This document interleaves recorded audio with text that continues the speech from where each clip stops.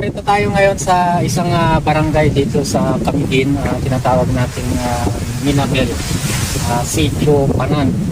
At nakausap natin yung isang local dito ngayon na si Kenneth Garalde. At kakausapin natin siya tungkol dito sa kanilang lugar kung ano yung magagandang pupuntahan dito sa kanilang barangay. Sir Kenneth, ano ba yung mga magaganda pang lugar na pwede nating pasyalan dito sa Camiguin? Doon po sir, meron doon yung tawag namin Senyora. Senyora. Anong makikita dun sa Senyora? Sir, meron kang makita doon na parang pwede kang mag-wish ganun. Pwede kang Okay. Parang tidal pools ang tawag doon. Tidal pools. So, punta natin. So, anong tawag dito sa beach na to? Napakaganda. Ang blue. Blue na blue siya.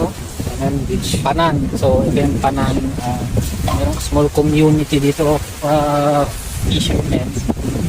Ang kinabubuhay nila dito sa lugar na ito ay yung mangingisda po. mangingisda. O wala bang mga crops dito? Saka meron din na Coconut. Coconut. palay Dito. May palay dito? meron doon. So, ano masasabi mo sa mga nais magpunta dito sa napakagandang lugar? Hindi ko alam.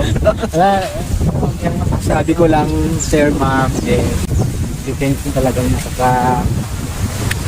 white. Hindi ba nakakatakot? Kasi parang nalilito itong mga tao dahil akala nila Mindanao ito. Hindi naman po, ma'am, sir. Hindi ba parang malalakas ang alon? Hindi pag ganitong summer talagang okay na okay yung yung alon dito sa amin, hindi talaga masyadong maalon. Pag ganitong araw, ganitong summer, Okay lang. So okay na yung mga alon sa lagay na yun. Pero talaga sukat na mapapagpitig. Pero okay naman siya. Ako na nagpapatunay na bilang mahilig explore ng mga lugar-lugar. So basically sa lugar ay ako na mismo nagpapatunay mga papuyanas sa